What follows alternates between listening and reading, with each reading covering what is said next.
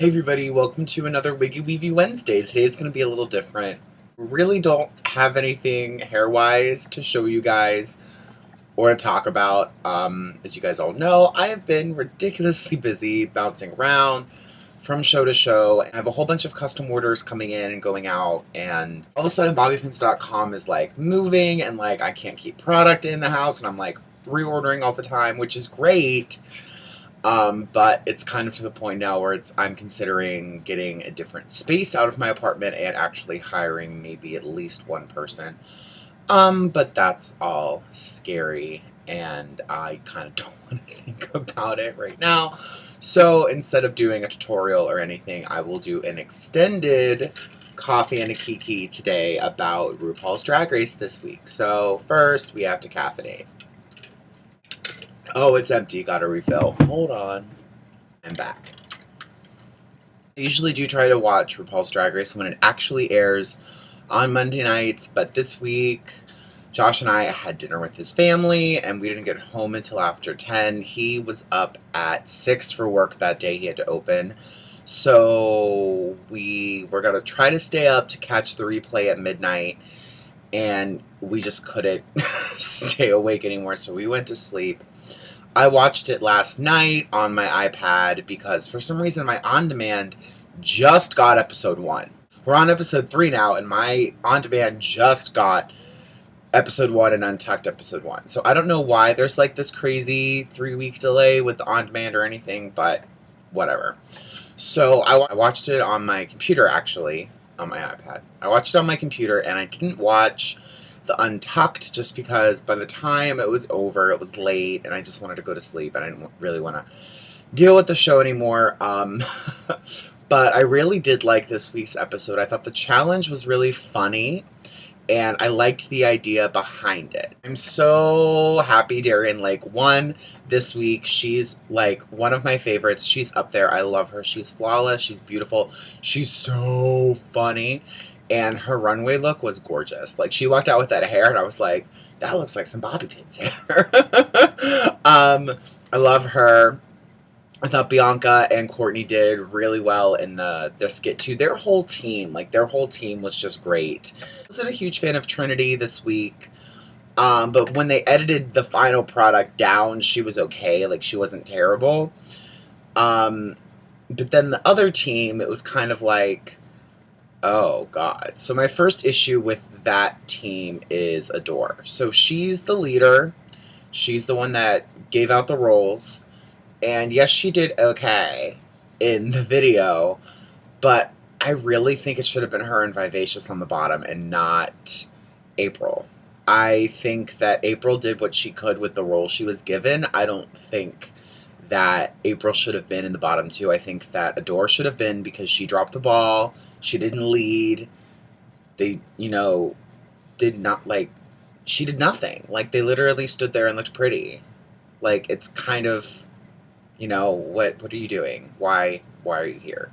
Michelle Visage even said it, like, you're relying on being, cute and quirky and charismatic, and you're actually not putting in the work, and you actually have to sit there and put in the work because stars put in work. And honestly, after being on American Idol and all of that, I think she kind of expects things to be given to her. I don't know the girl. So don't sit here and comment stuff to me. Oh my God, she's not like that at all. Da, da, da, da. I don't know her. I'm not her friend. I've never met her in my life. A competition reality show starring drag queens.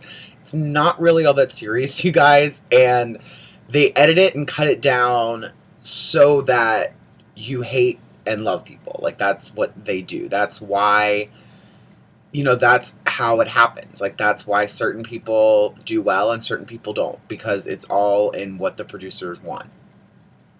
So I really think Adore should have been in the bottom 2 instead of April, because I don't think April did as horrible, as they said.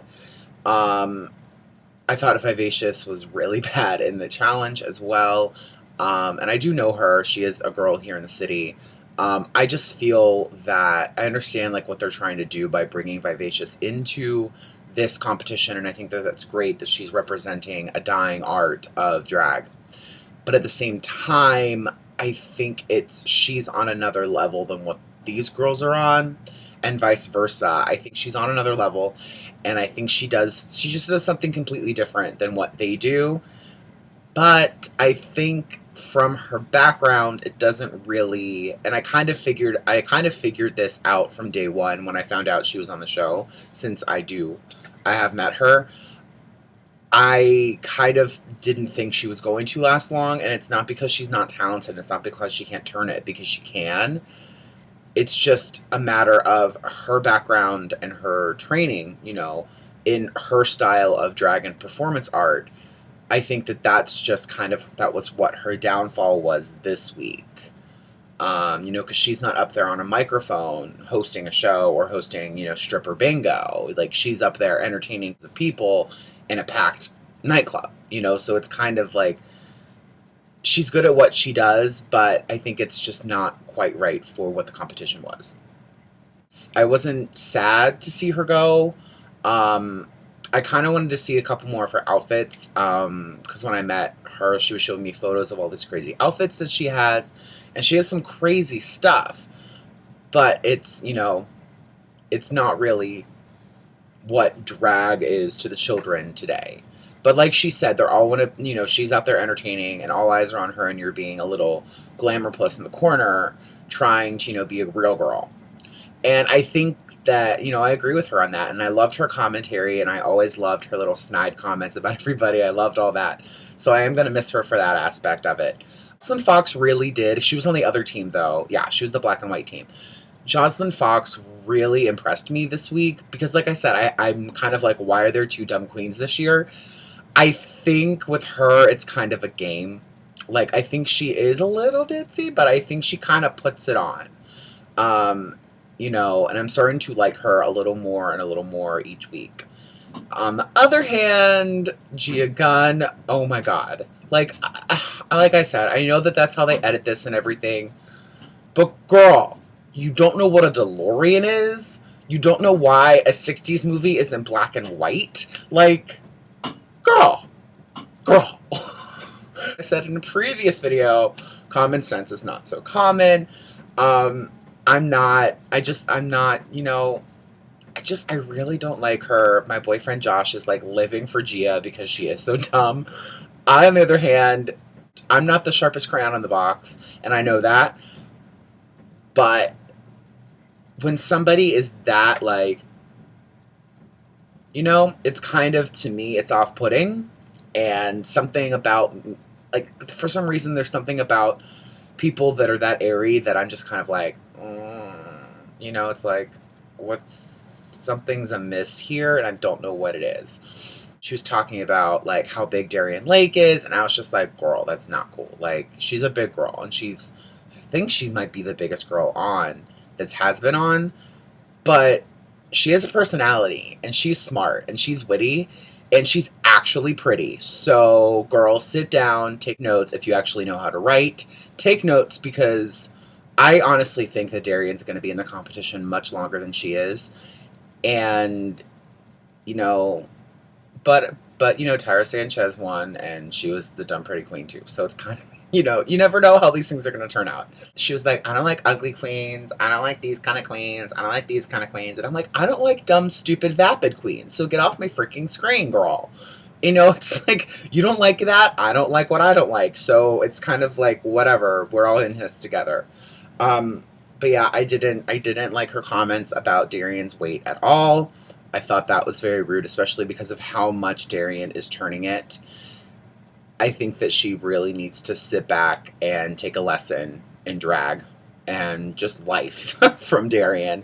I really thought that whole conversation about Beyonce and everything, I thought that was hilarious.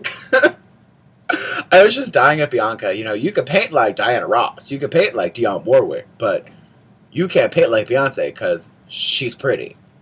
And then, of course, when she takes the runway, Trinity looks like Diana Ross. Like, she could do a Diana Ross in the Supremes, illusionist thing. But Beyonce, you can restructure, like she was saying, you can restructure your face with makeup, but you're ultimately hiding a guy under that. And she's a handsome guy. So it's like you're trying to hide a boy and try to make it Beyonce. You know, you can have the Beyonce hair and the ass and the costumes, but if this isn't there, it's... I totally agree with what Bianca said, and it's not saying that Trinity isn't talented, and it's not saying Trinity's not pretty. It's just saying Trinity's not Beyonce. In this episode, I really wish I'd watched Untucked. Maybe I'll watch that today when I'm like packing up orders or something, because I find that when you watch the Untucked, it really kind of helps you understand what actually went on during the episode and on the runway, why certain things happen. Because sometimes, you know, something will happen and you'll be like, what was that? Where's that coming from? Why is that out of nowhere, left field? And then you watch Untucked and you're like, oh, that's what happened. She tried to... Bandela Creme, flawless and gorgeous as always. Hilarious in that, you know, scene. Looked like Sophia from Golden Girls. Like, I love Bandela Creme. He's so funny. Really excited to see next week's episode, and I'm really excited to see where these girls all go. I really just want Gia to go home, and I really just want Adore to go home. You know, Laganja, I don't quite get her yet. I think she's just very young. And, I mean, she is young. And I think she's just young and she's not seasoned enough. They said that Adore and Laganja started and, like, grew up in the same club together.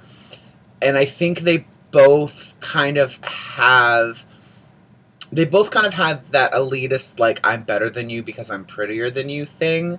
But it's like, honey, you've been doing drag for 2 seconds. And some of these girls have been doing drag longer than you've been alive. So drop the attitude and get it together, because no one's going to be able to break into you and no one's going to be able to give you notes and better yourself if you're that closed off. And I think that is the issue with Adore, and I think that's the issue with Adore and with Laganja right now, is that they're both so in their heads living for themselves that they aren't really taking the notes and the critiques from others. Adore more so than Laganja. Laganja really wasn't featured in this last episode at all, but I've noticed from past episodes just how she acts, how she carries herself and conducts herself. It's like, girl, just calm it down. Like, calm it down, take a seat, and, you know, you're in drag college right now. You know, listen to Professor Rue and Professor Visage and Professor Rice. Listen to them, and they will help you get through it. And I think that's part of it, is that these girls don't want to hear the critiques because they just don't want to. But, you know, I'm the same way. I don't like getting critiqued. I don't like people telling me what I should and shouldn't do. But if you're on a reality competition show with a critiquing judge panel, that is their job. And that's what they're going to do. So they're going to, you know, read you the house down regardless of what you're wearing or what you're doing. Actually really nice in the city right now. It was like 50-something degrees yesterday. I had my window open. I had the fan going. I woke up this morning and it was a little chilly in the apartment, so I closed the window. And I also didn't want the wind and the ambulances going by and everything being really loud, because as you guys know from my other videos, it can get really loud up in here. Even though I am 18 stories up, I don't understand where all of that sound comes from, but it's crazy. So I hope you guys, so I guess that's it with my RuPaul recap, coffee and a Kiki-ness. Sorry I didn't really have anything hair-wise or wig-wise to talk about today. I do have a couple ideas for stuff that I do want to do in the near future. I do have some collaboration videos that I'm working on in my head, and some future tutorials and FAQ Fridays and stuff like that that are in the works.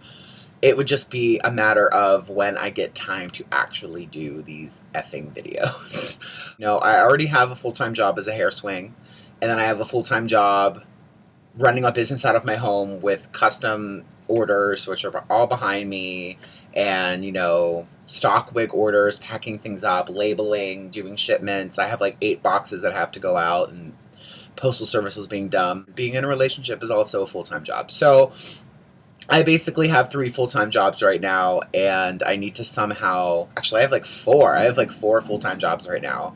And I kind of have to unload like part of one of them to, you know, somebody. So I do, like I said, I do ultimately want to get a different space, like a studio, so I can start teaching and I can start having classes. And I also just don't want people coming to my apartment anymore to like pick up orders or to come over for consultations. It's like, it's my house. I want to be able to leave it messy if I want. I want to not have to worry about waking up an hour early and cleaning the whole place up just to have someone over for 20 minutes, you know? So it's, you know, I do kind of want to get out in a separate space, but I can get a great space in Brooklyn for cheap. But it's not that I'm like elitist and I hate Brooklyn or anything. It's just that I live in Manhattan. I work in Manhattan. So I would prefer my studio to also be in Manhattan. But, you know, I might have to, you know, relinquish the control of where my studio is going to be depending upon what I can find. So that was that for my RuPaul recap. Coffee and a Kiki video. I hope if you have any ideas for future videos, be sure to email me and let me know what you guys want to see. If you have any questions, comments, or concerns, my email is down in the box, but it's also info@bobbypins.com. Please check out bobbypins.com. I just got a huge new shipment of wigs in. Be sure to check out bobbypins.com. And also, please, you guys, check me out on all the fun social media stuff. The links are all down in the box. It's facebook.com/bobbypins, Wigging Out BZ, pretty much everywhere else. Be sure to like, comment, subscribe, and share, and I'll see you guys on Friday for another fun Friday video. Thanks.